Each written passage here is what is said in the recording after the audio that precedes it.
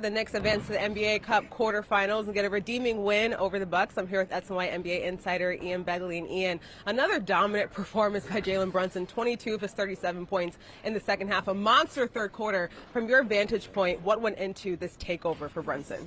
I mean, he's a shot maker, period. He gets to his spots. He's not afraid to shoot it. Even if they send a second defender, if he's at a spot where he feels comfortable, he's going to let it go. And then you saw him go off in the third, Chelsea. Yeah. In the fourth, they were sending two at him, and he made the right play again and again and again. Getting the ball to Josh Hart, we'll get into him a little bit later. Yeah. But Brunson was fantastic. Mike Brown saying after the game that he is not getting enough credit or conversation about him being an MVP candidate and him being right there.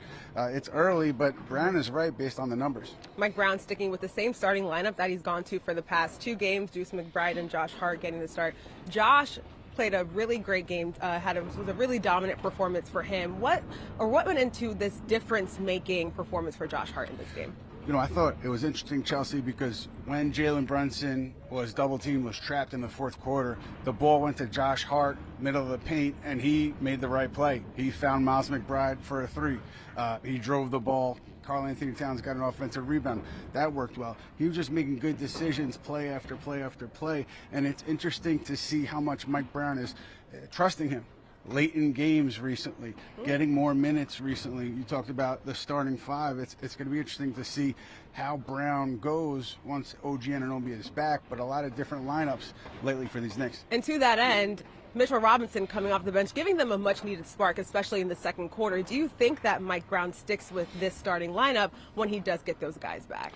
You know, I asked Mike Brown about it afterward, and he talked about Mitchell Robinson giving the Knicks a different look off the bench, coming in against reserves and really being able to impact the game. You saw that against Milwaukee, particularly in the first half when things were going slowly for the Knicks. Mitchell Robinson came in and gave them energy. So it sounds like Mike Brown is a coach that likes Mitchell Robinson coming off the bench. Yeah. What happens with Miles McBride, what happens with Josh Hart when OG Anunoby comes back, we'll see. But it seems like he wants to continue to take a look at Mitchell Robinson off the bench. A lot of moving parts for the Knicks to start the season, but once again, a redeeming win over the Bucks.